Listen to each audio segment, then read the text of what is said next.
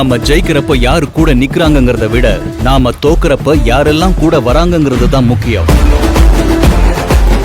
திராவிட முன்னேற்ற கழகத்திற்கு தேர்தல்ல வெற்றி தோல்வி ஒன்னும் புதுசில்ல.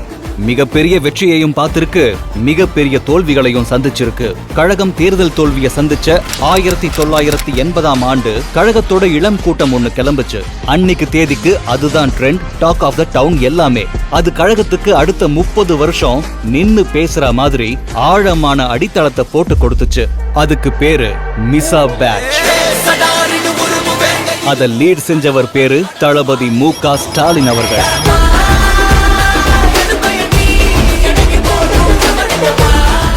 எமர்ஜென்சில மிசா கைது, கருத்துரிமை சென்சார்னு கழகம் எதிர்கொண்ட நெருக்கடிகளை தொடர்ந்து நிறைய பெரிய தலைங்க கலைஞர் கூட இருந்து கொஞ்சம் கொஞ்சமா விலகி போனாங்க.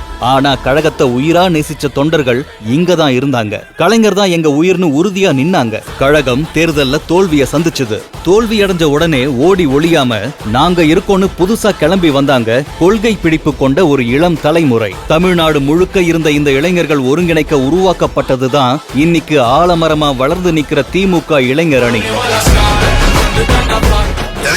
தம்பிமார்களே, உங்களுடைய வேலை எதிர்கால தமிழகம் எழில்மயமாக தொழில்மயமாக இதற்காகவே பிரச்சார பயணத்தை தொடங்க வேண்டும் என்று கேட்டுக்கொள்கின்றேன். உங்களால் முடியும், உங்களை நான் நம்புகிறேன். அந்த பணியை கொடுக்கீங்கள் என்று உங்களை கேட்டுக்கொள்கின்றேன்.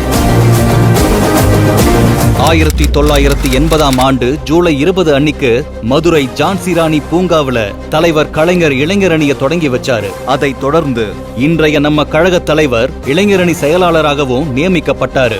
இந்திய ஒன்றியத்திலேயே ஒரு அரசியல் கட்சிக்கு அப்படி ஒரு இளைஞரணி அது வரைக்கும் இல்லங்கிற அளவுக்கு இளைஞரணியுடைய வளர்ச்சி இருந்துச்சு. போராட்டம்னா முதல் ஆளா களத்துல இறங்குற கட்ஸும், நலத்திட்டம்னா ஓடி போய் உதவுற குணமும் இந்த இளைஞர் பட்டாளத்துக்கு இருந்துச்சு. நான் வளர்ந்தது இளைஞரணி, நான் வளர்த்தது இளைஞரணி, என்னை வளர்த்தது இளைஞரணி. கொள்கையற்ற கூட்டமா இருக்கக்கூடாதுன்னு நினைச்ச அவங்க பாசறை கூட்டங்கள் நடத்தி கொள்கை பயிற்சி கொடுத்தாங்க. பேரறிஞர் அண்ணா பிறந்த நாள் அப்போ பள்ளி மாணவர்களுக்கு பேச்சு, கவிதை, கட்டுரை போட்டி நடத்தி பரிசு வழங்கினாங்க. தமிழ்நாடே திரும்பி பார்க்கிற அளவுக்கு மாநாடு போட்டு மாஸ் பண்ணாங்க. அந்த மிசா பேட்ச் போட்டு கொடுத்த பாதையில இளைஞரணி செயலாளரா உதயநிதி ஸ்டாலின் பொறுப்பேற்ற பிறகு இன்னும் கெத்தா இளைஞரணி களத்துல இறங்குச்சு. சட்டமன்ற உறுப்பினர், அமைச்சர், இப்படி எத்தனையோ பதவிகள் வரும் போகும். ஆனா திமுகவுல நான் ஒரு உறுப்பினர், கலைஞருடைய உடன்பிறப்பு, இளைஞரணியில நான் ஒரு நிர்வாகி அப்படிங்கிற அந்த பெருமையும் கெத்தும் நமக்கு மட்டும்தான் என்னைக்குமே இருக்கும். கொரோனா நிவாரண பணிகள், நீர்நிலைகளை தூர்வாருதல், மழை வெள்ளத்தால பாதிக்கப்பட்ட மக்களுக்கு உதவிகள்னு ஒரு பக்கம், சிஏஏ எதிர்ப்பு போராட்டம், நீட் எதிர்ப்பு கையெழுத்து இயக்கம், ஒன்றிய அரசை கண்டிச்சு கண்டன கூட்டங்கள்னு மாஸ் கிளப்புறாங்க.